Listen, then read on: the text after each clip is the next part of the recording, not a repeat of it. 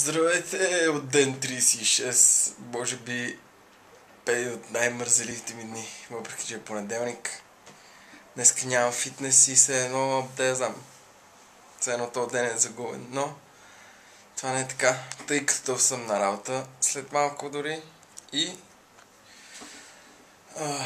това не е никаква загуба на време, така че днеска имаше кардио в много чак не е много кратко, отново 30 минути, скучни стълби.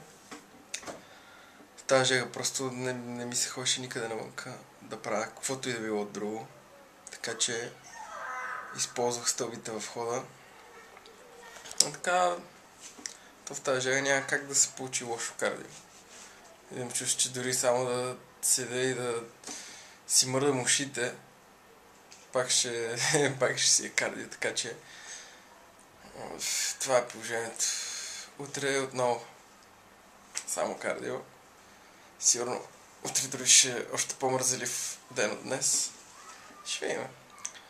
Относно яденето, мега гладен съм. Дори в момента съм гладен, а преди малко ядох. Някакъв глад се поражда в мен. Се заражда. Но ще трябва да почака още поне 3 часа до следващото ядене. Много силно се надявам да не се изкушавам да си купувам пак някакво корни или някакъв бейк ролс или някаква такава простотия. Тъй като се претеглих днес и съм качил 500 грама тази седмица. Не че е болка за умиране, но все пак килограми трябва да са надолу, не да са нагоре.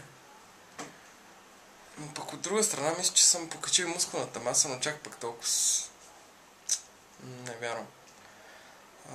Да. Да, като покача мускулната маса така,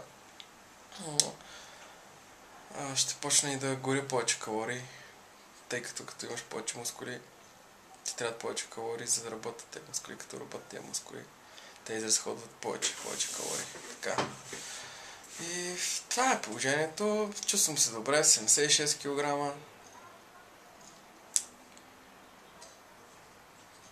Има още доста какво да се желая, но правилно така виждам много добър напредък за момента и това е без да съм ползвал някакви фетбърнери и така нататък. Единственото, което пия, и то аз повечето пъти забравям да го пия преди на фитнес, е Green Tea екстракт. Къде си? Lean Green съдържа екстракт от зелен чай 500 мг. 30 минути преди тренировка, днес изпих едно такова хапче и така, доста като че ли ми даде жега. Стана ми по-топло от него, така че може би има някакъв термогенен ефект.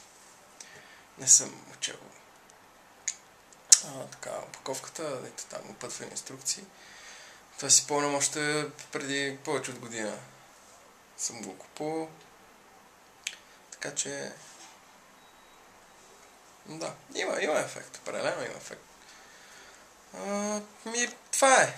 За днеска ще се видим утре. Чао!